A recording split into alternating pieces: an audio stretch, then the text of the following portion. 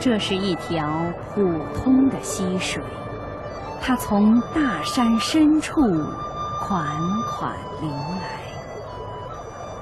这是一条奇特的溪水，充满着大山的灵性。它流出过王羲之，流出过谢灵运，它把千年风流镶嵌在中国的文化史上。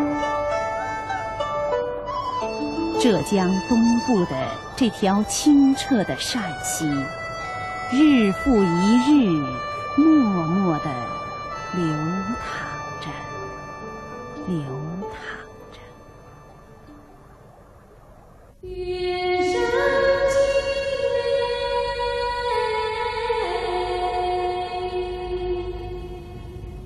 月上金嘞。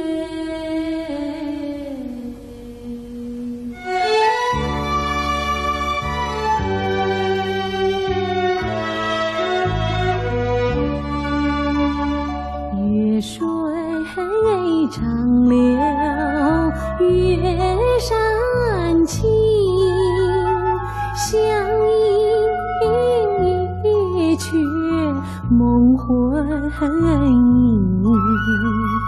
人生百年惜百年，重回首，本惜花春秋。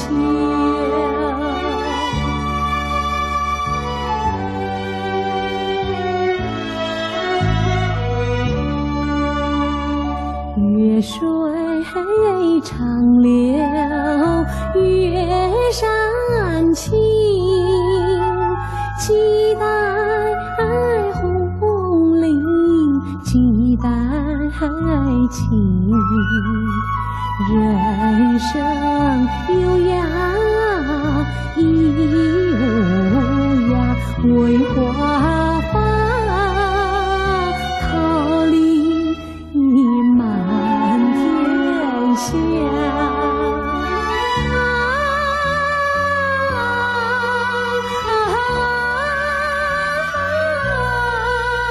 人生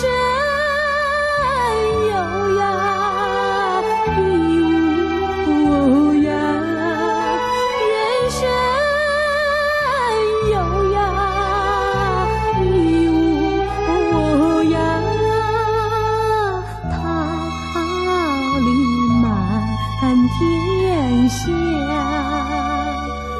满天下。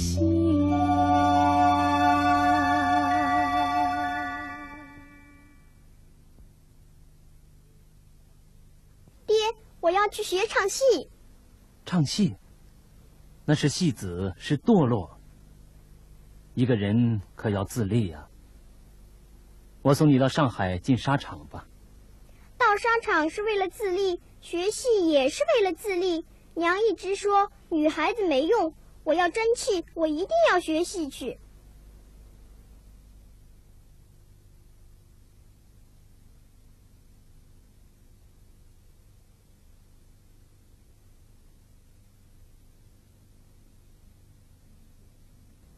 1933年炎热的6月里，执拗的小雪芬竟带着一把扇子独自离家，到柳岸村幸福庵找四季春班学戏去了。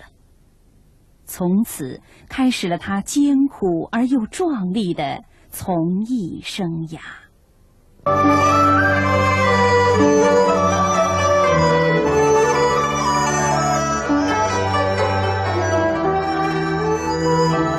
春来秋去，聪明伶俐的小雪芬苦练了3个寒暑后，14岁那年就在四季春戏班挂了头牌。由于她的台风和戏路极像女子越剧第1代著名演员王杏花，观众们称她为小王杏花。很快她就红了起来。雪芬，吃这碗饭是迫不得已，你可得自重自重。记住爹的话，认认真真唱戏，清清白白做人。我记住了，您放心吧。父亲的教诲深深刻在袁雪芬幼小的心里。他为自己定了几条规矩：过房娘、过房爷不拜，礼物不收，堂会不唱，请客吃饭不去。为了表明心迹，也是为了挡住一切不必要的纠缠，他长期吃素，一直到上海解放。人们用3句话来形容他的与众不同：人家吃荤，他吃素；人家穿绸，他着布；人家坐车，他走路。能说他不近人情吗？袁雪芬有她自己的人情，自己的爱。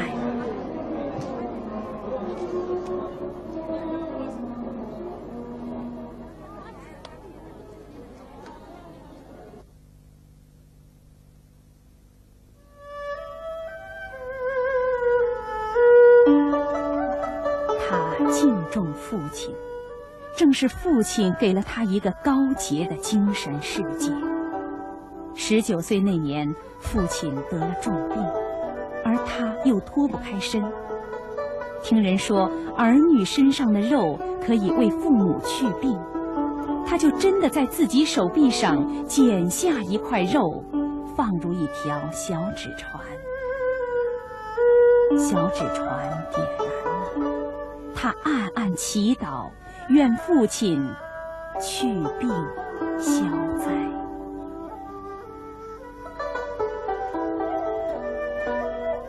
生活上朴素，人格上清高的袁雪芬，对艺术的追求却是如醉如痴、至诚至笃的。在他的艺术生涯中，最重要的贡献莫过于他对粤剧的改革。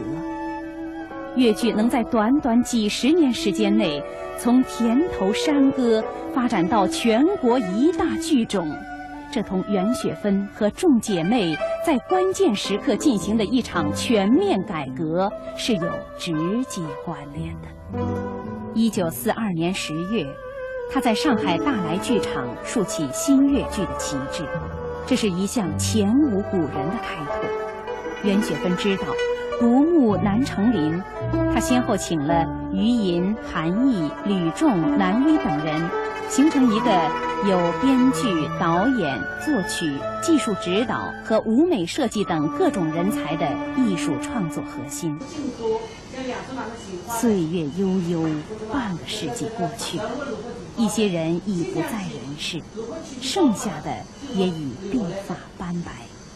如今欢聚一堂，话说当年，老艺术家们该有几多感慨呀！当年大来剧场招聘编剧时，徐进以优异的成绩摘取了头名状元的桂冠。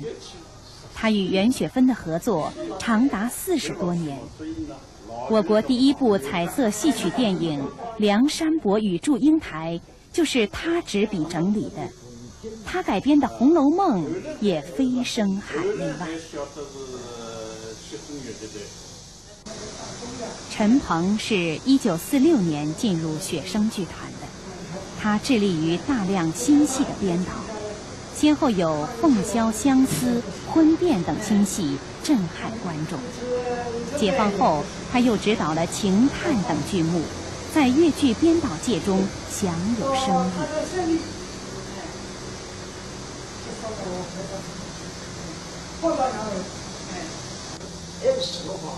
这个昆曲传字辈中的名演员郑传谦，1945年时就被袁雪芬聘为技术指导，参加了数以百计的剧目排练。昆曲艺术的表演之花，经过他的移植，终于在粤剧艺院的沃土中开放出瑰丽的奇葩。受过高等音乐教育的刘如增，1944年从国立音专毕业，就钟情于粤剧的音乐改革。《祥林嫂》《西厢记》和《梁山伯与祝英台》那娟丽深沉的唱腔音乐，就出自这位名家之手，或由他参与编曲。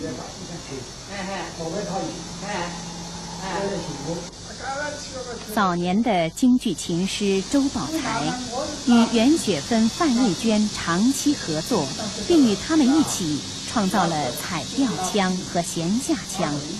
老一辈粤剧同仁都忘不了这位长期甘居幕后的戏曲艺术家。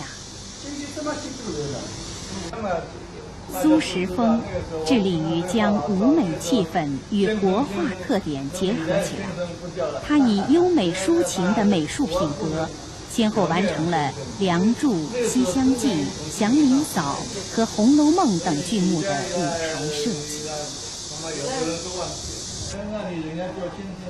有了这样一个艺术中坚和一大批拥护改革的姐妹们，袁雪芬的胆更壮了。她一改过去的鹿头戏表演法，首先建立了正规的编导制，粤剧的艺术体制发生了质的飞跃，以袁雪芬为首的雪声剧团成为粤剧改革的一支生力军。他们编演了许多具有现实意义的新戏。从1942年到1949年，袁雪芬共演出80个剧目，其中90%是新编的。此外，在化妆上，改铅粉为油彩，改大包头为古装头；在舞美上，采用立体布景；在灯光上，采用聚光照明；在表演上，吸收了昆剧许多优美的舞蹈身段，还借鉴了话剧和电影的表演技巧。可以这么说，粤剧的改革是全方位的。然而袁雪芬还是不满意，她总觉得应该有更灿烂的火花。她期待着。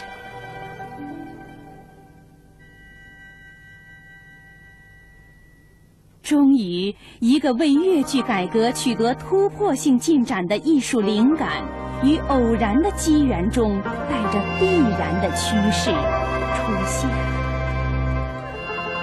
1943年11月1日，袁雪芬主演《香妃》，这是一个描写被清朝乾隆皇帝掳掠的维吾尔族女子香妃宁死不屈的故事。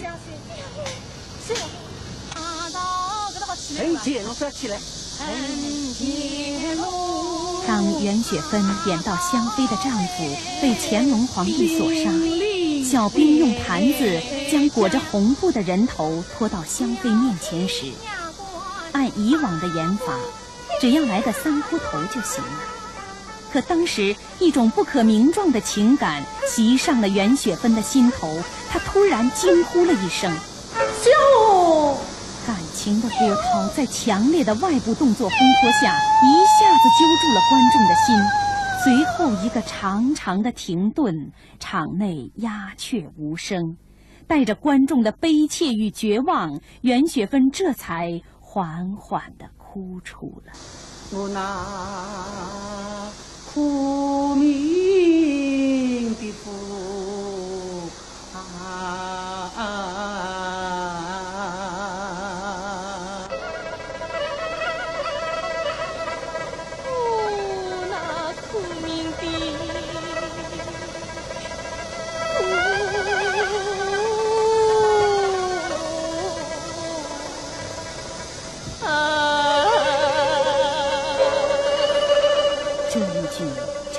歌当哭的声腔，带着袁雪芬全部的艺术感受和积淀，把粤剧带进了一个全新的音乐世界。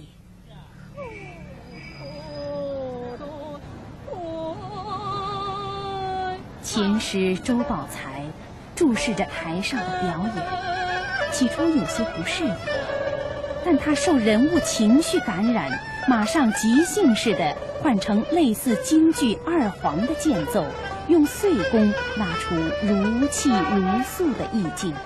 袁雪芬大胆发挥，随着琴弦唱下去，酣畅淋漓地抒发了香妃的悲愤，听得许多人泣不成声。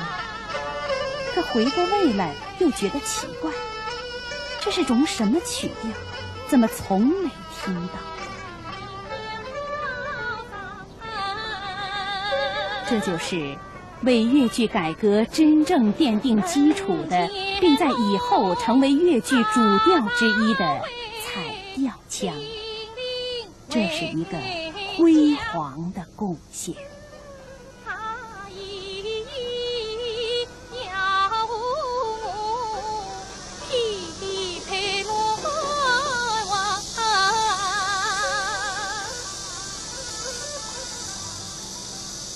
我所以经常讲啊，如果没宝山师傅拉进屋拉二王出身啊，侬不可能把二王哥们引到越剧当中。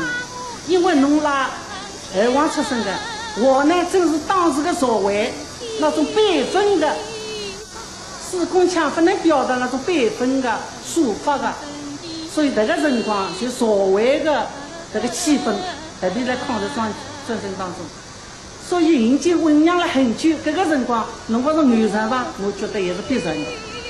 正因为有你的舞劲，有我的唱腔，才有可能产生彩调。叫好，跟我改名归了，阿拉今个就两个叫好，大地灯。彩调的出现是越剧声腔上第一次重大的突破，为越剧音乐的进一步发展打开了广阔的新天地，也为以后不同流派的延伸提供了条件。而袁雪芬则在彩调的基础上不断发展完善，最后形成被越剧界所公认为广大观众所喜爱的流派——袁派。公啊，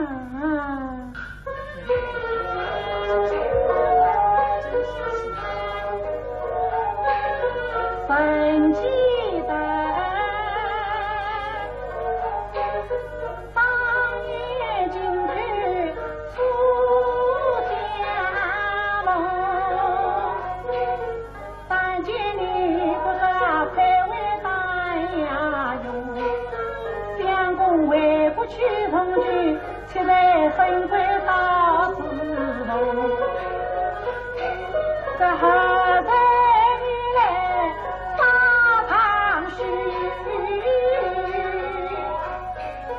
怀里下个海马滚滚，相公里说不等梦，念起我他风的西服用，在房子为高全通，房事起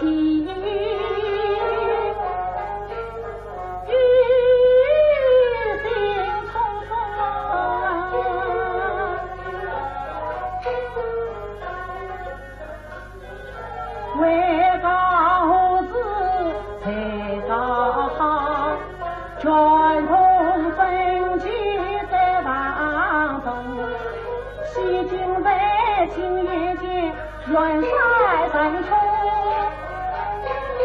分呀算智慧的大将为公，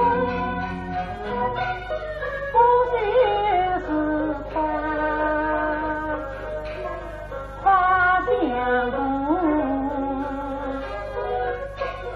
为此配在这两中，有你相公妙的金元说，对儿女儿子母自分为英雄啊。袁派的特征是质朴深沉、真实细腻，重视人物性格刻画。他的唱腔委婉缠绵，感情真挚。他不追求曲调的花哨，而像溪边带露的野花，以清香袭人。他在《梁祝》中的唱腔就比较典型地体现了他的演唱特色。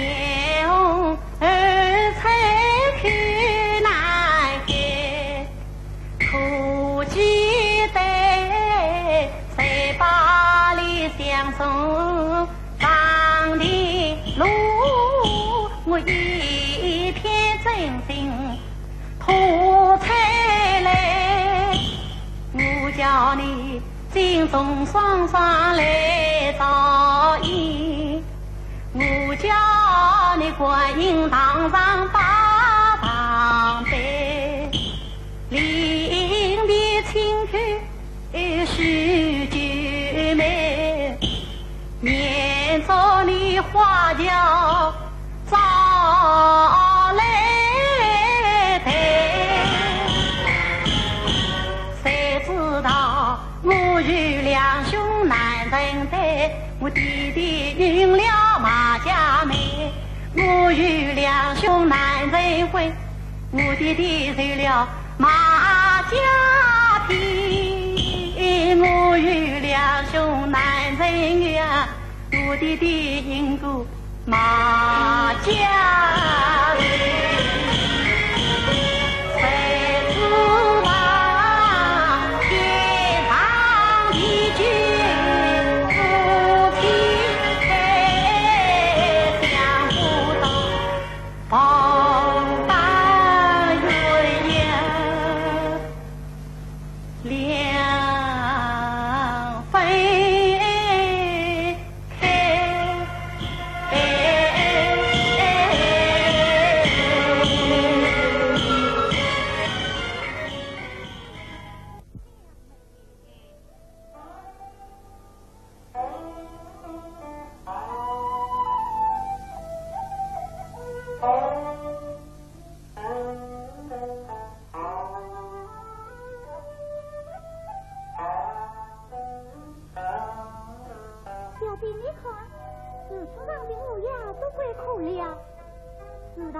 《西厢记》是袁雪芬在音乐语言和表演上进行的又一次成功探索。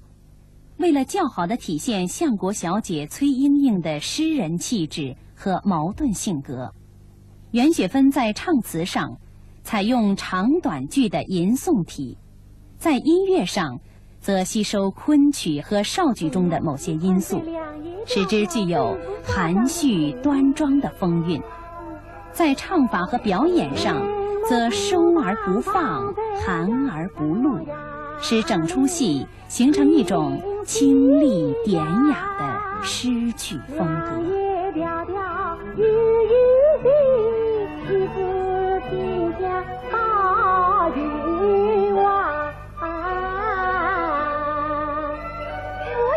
正是烧香的子女，故而早把香盆打好了。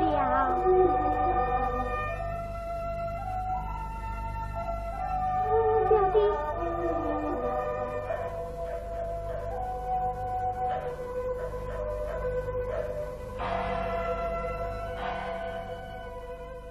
，1946年5月6日，明星大戏院发生一件越剧史上前所未有的大事。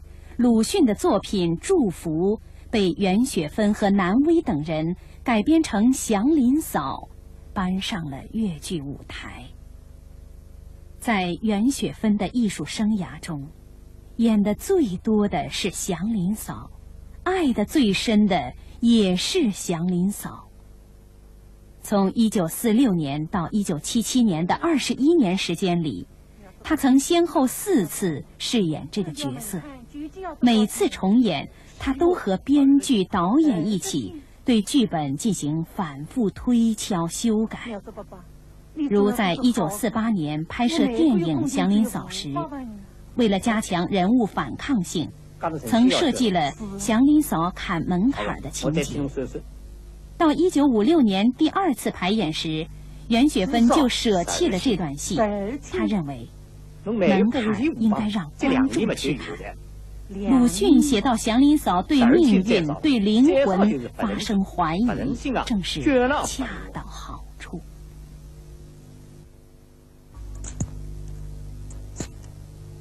从今后侬个才艺就由门槛代替的。苗子爸爸，真多谢你呀！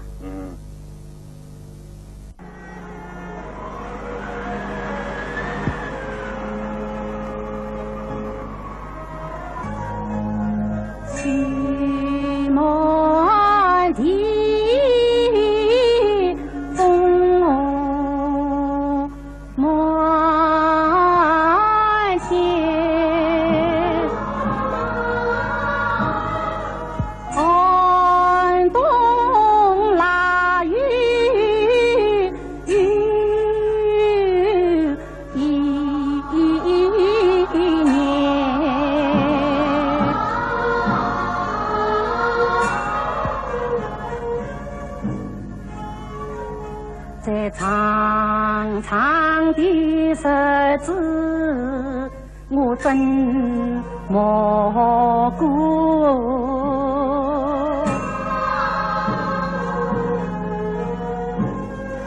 是梦啊，是真，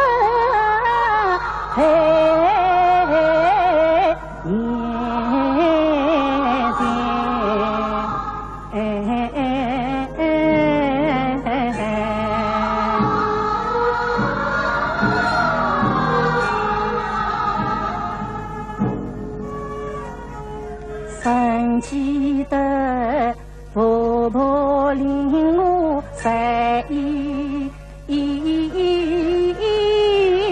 岁，那江里她玩在摇篮面，我是时间为她三餐啊食，还见长把四不见，我是有做媳妇，有做姐，心是苦，十几年，有谁知啊，病情半年，降临时候，婆婆她卖我到山间。谁知道上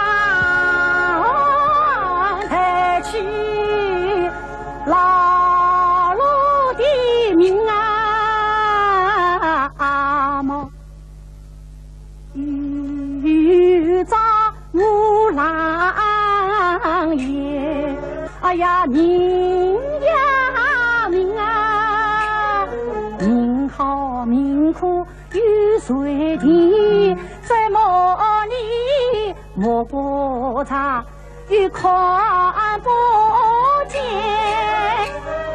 为什么该抱团中牵连啊？为什么你紧跟随总难改变？深深到天大的财你不苦说啦，恰为我的财你成就没有轻薄的，哎呀轻薄的啊！我要告诉去，我一定要告诉去。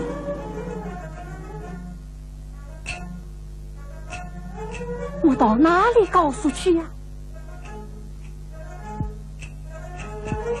我到哪里告诉去呀？我到哪里告诉去呀？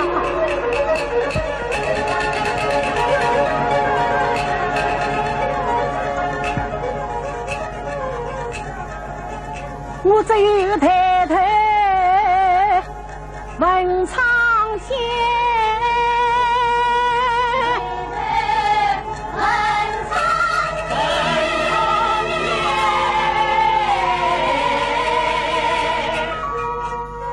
文林究竟有没有？文林究竟有没有啊？苍天啊！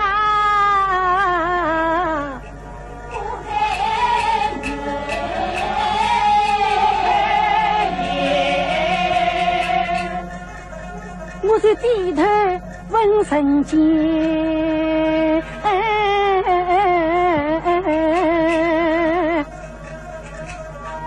你说地鸟到底有没有？地鸟到底有没有呀？死掉的一家人还能再见面吗？快告诉我，快告诉我啊！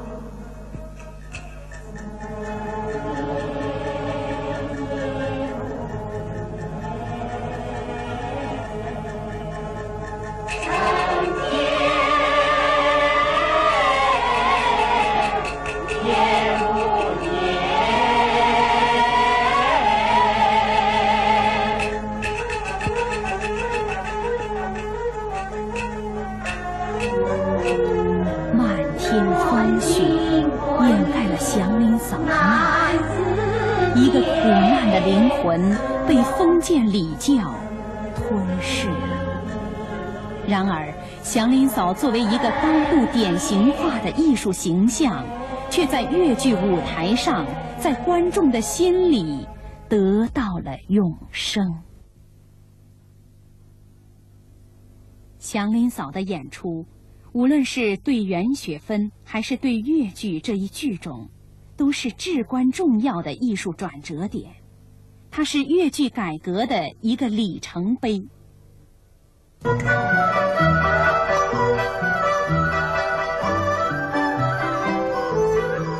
越剧这个昔日被称为讨饭戏的地方小剧种，经过改革，终于展现在天际的霞光里。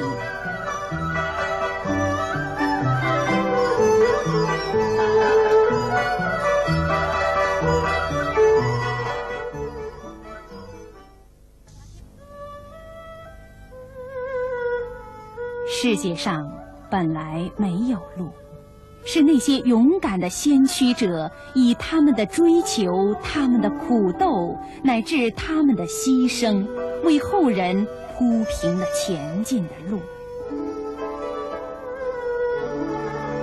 袁雪芬就是这么一位先驱者。由于她的艺术成就和声望，1949年他与梅兰芳、周信芳、程砚秋一起，被邀为第1届全国政协特邀代表。1954年又当选为全国人大代表。如今年将70的他，已离开了表现人生的戏剧舞台，却又投身于包含人生的社会舞台。他关心着青年，关心着社会，关心着一切他认为该关心的问题。当然，他最关心的还是越剧的未来。他明白，任何事物的现状无论怎样辉煌，如果停滞在一个点上，那么这个点便将是它的终点。越剧也同样，只有不断的发展创新，才能永远生机勃勃。他希望后人超越前人，他希望越剧永葆青春。我相信他们今天得的奖，对他们是鼓励，他们会更加的努力，更好的创造来向观众报答。袁雪芬属于越剧，而越剧艺术则属于人民。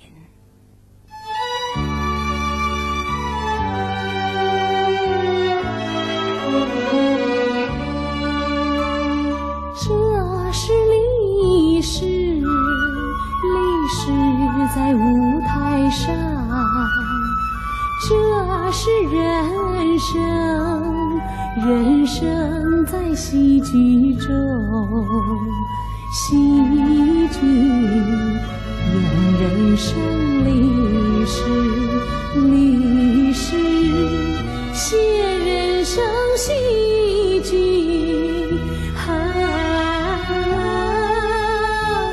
这是历史，这是人生，人生在戏剧中，戏剧中，人生在戏剧中。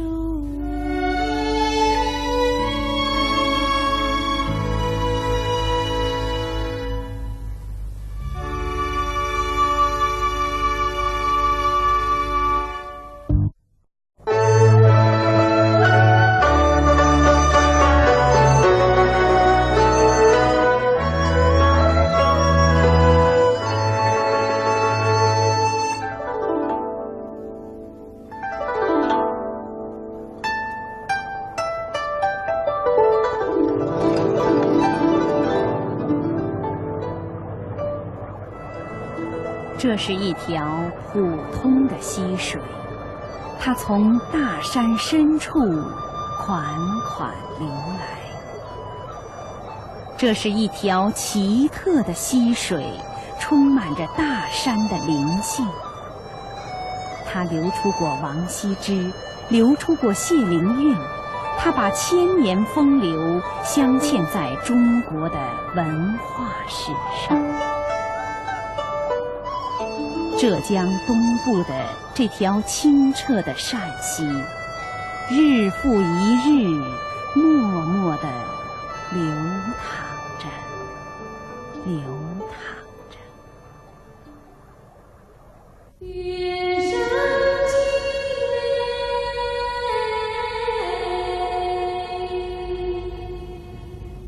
镜，月上镜哎。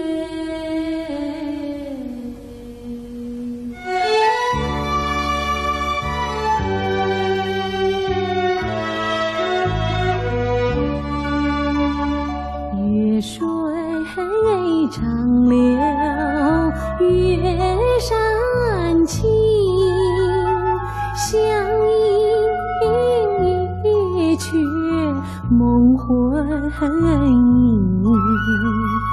人生百年，戏百年，重回首，本惜花春秋。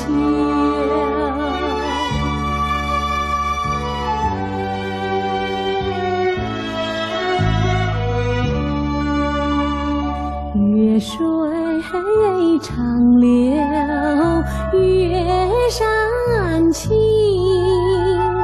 几代红绫，几代情。人生有涯亦无涯，为花发桃李满天下。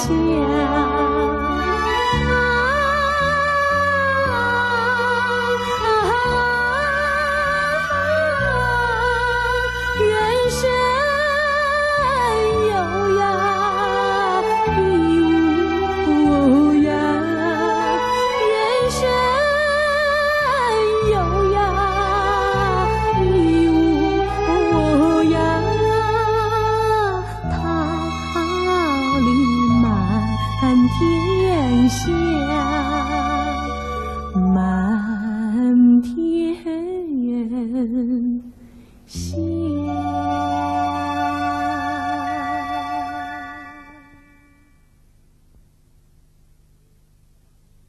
爹，我要去学唱戏。唱戏，那是戏子，是堕落。一个人可要自立啊。我送你到上海进沙场吧。到沙场是为了自立，学戏也是为了自立。娘一直说女孩子没用，我要争气，我一定要学戏去。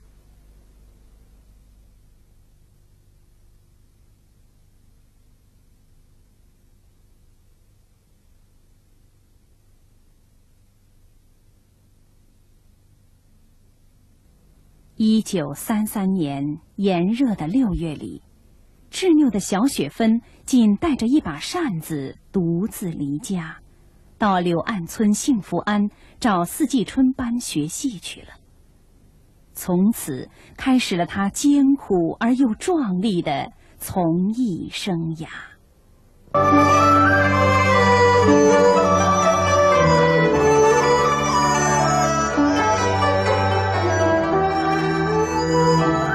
春来秋去，聪明伶俐的小雪芬苦练了3个寒暑后，14岁那年就在四季春戏班挂了头牌。由于她的台风和戏路极像女子越剧第1代著名演员王杏花，观众们称她为小王杏花。很快，她就红了起来。雪芬，吃这碗饭是迫不得已，你可得自重自重。记住爹的话，认认真真唱戏，清清白白做人。爹，我记住了，您放心吧。父亲的教诲深深刻在袁雪芬幼小的心里。他为自己定了几条规矩：过房娘、过房爷不拜，礼物不收，堂会不唱，请客吃饭不去。为了表明心迹，也是为了挡住一切不必要的纠缠，他长期吃素，一直到上海解放。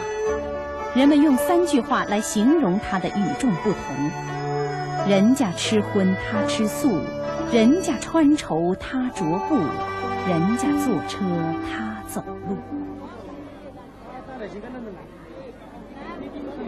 能说他不近人情吗？袁雪芬有她自己的人情，自己的爱。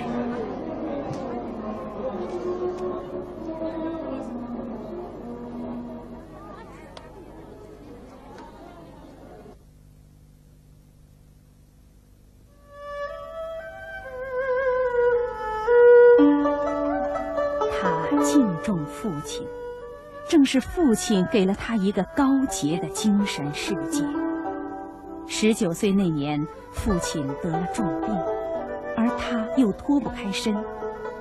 听人说儿女身上的肉可以为父母去病，他就真的在自己手臂上剪下一块肉，放入一条小纸船。小纸船点燃了，他暗暗祈祷，愿父亲去病消灾。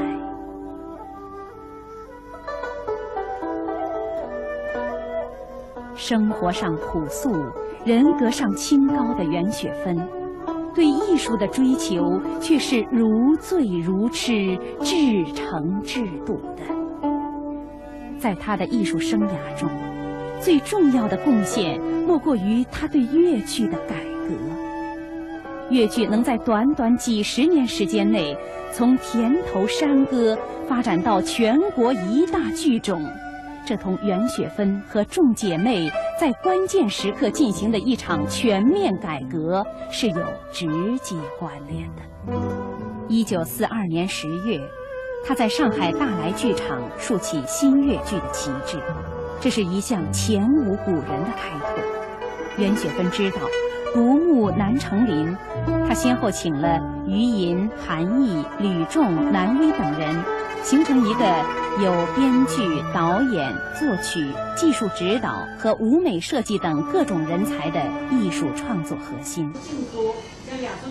岁月悠悠，半个世纪过去，一些人已不在人世，剩下的也已鬓发斑白。如今欢聚一堂，话说当年，老艺术家们该有几多感慨呀！当年大来剧场招聘编剧时，徐进以优异的成绩摘取了头名状元的桂冠。他与袁雪芬的合作长达40多年。我国第一部彩色戏曲电影《梁山伯与祝英台》就是他执笔整理的，他改编的《红楼梦》也飞升海内外。陈鹏是1946年进入雪声剧团的，他致力于大量新戏的编导，先后有《凤箫相思》《婚变》等新戏震撼观众。解放后，他又执导了《情探》等剧目，在粤剧编导界中享有声誉。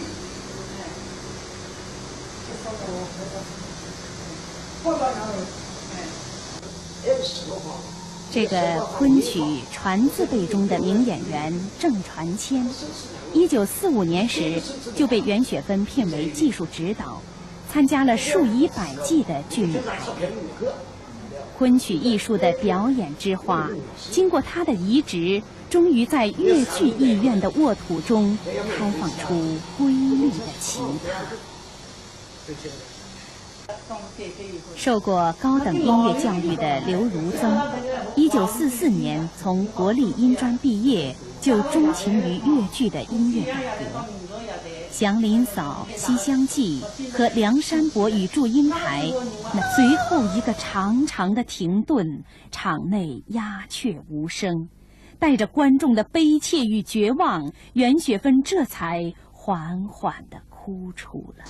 我那苦命的父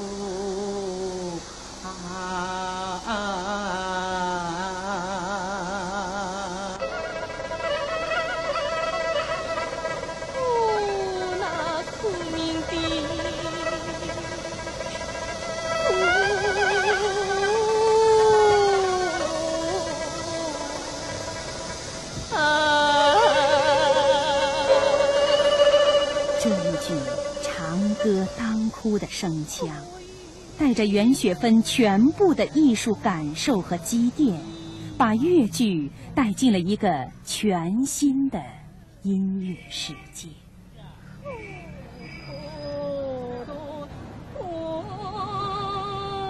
琴师周宝才注视着台上的表演，起初有些不适应，但他受人物情绪感染，马上即兴式的换成类似京剧二黄的间奏，用碎弓拉出如泣如诉的意境。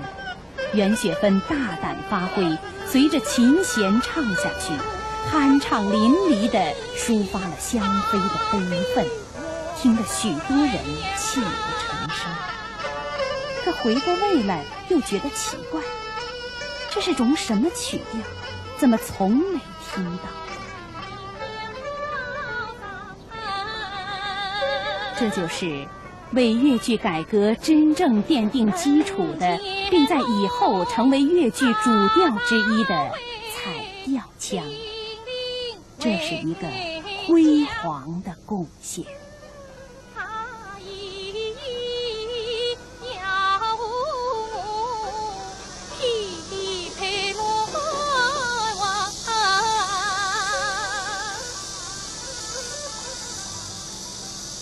我所以经常讲啊，如果没宝山师傅拉进屋拉二王出身啊，侬不可能把二王哥们引到粤剧当中。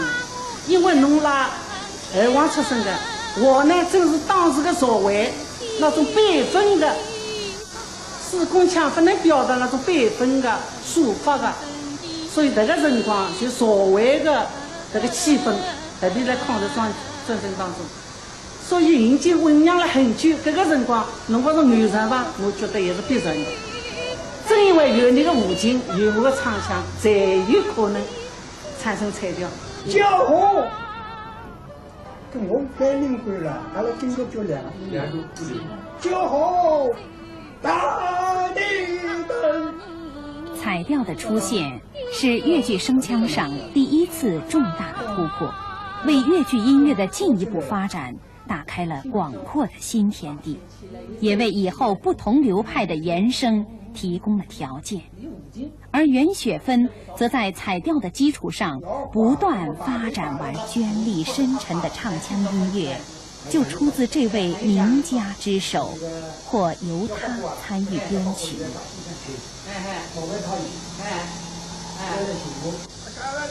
早年的京剧琴师周宝才与袁雪芬、范瑞娟长期合作，并与他们一起创造了彩调腔和弦下腔。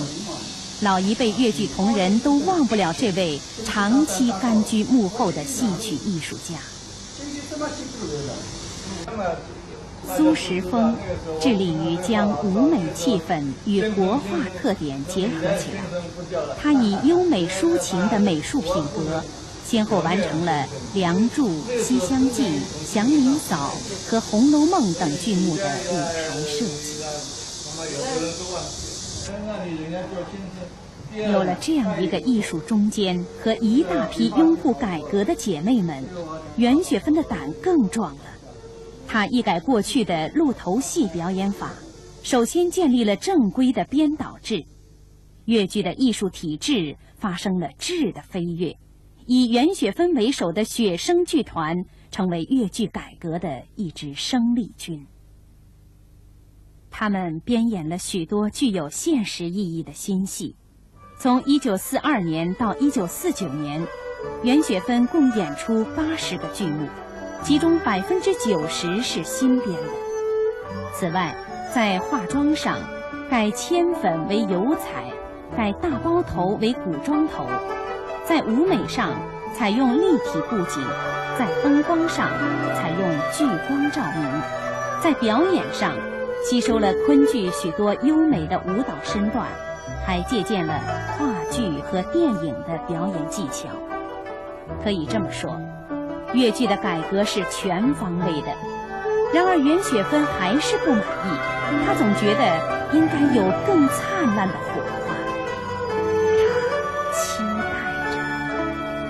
期待着。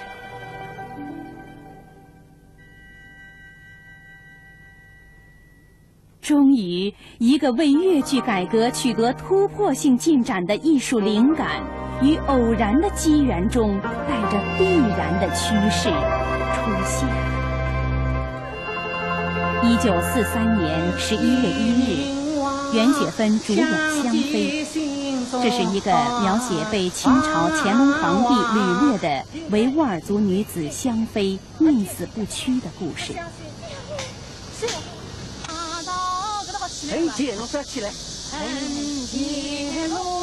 当袁雪芬演到香妃的丈夫被乾隆皇帝所杀，小兵用盘子将裹着红布的人头拖到香妃面前时，按以往的演法，只要来个3哭头就行了。可当时一种不可名状的情感袭上了袁雪芬的心头，她突然惊呼了一声：“救！”感情的波涛在强烈的外部动作烘托下，一下子揪住了观众的心。